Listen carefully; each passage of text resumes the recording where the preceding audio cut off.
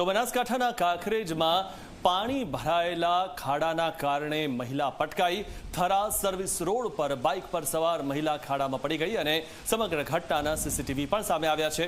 તંત્રને અનેક વખત રજૂઆત કરવા છતાં પણ કોઈ કામગીરી થતી નથી, કારણ કે તંત્ર બહેરા કાન ધરાવે છે, એટલા માટે કોઈની વાત પહોંચતી નથી।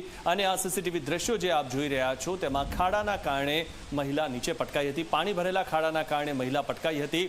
રોડ પર ખાડા હોય તે આપણને પાણીમાં દેખાતા નથી અને તેના કારણે આ પ્રકારના અકસ્માત થાય છે। બાઇક પર સવાર મહિલા ખાડામાં પડી હતી અને તેના સીસીટીવી પણ સામે આવ્યા છે।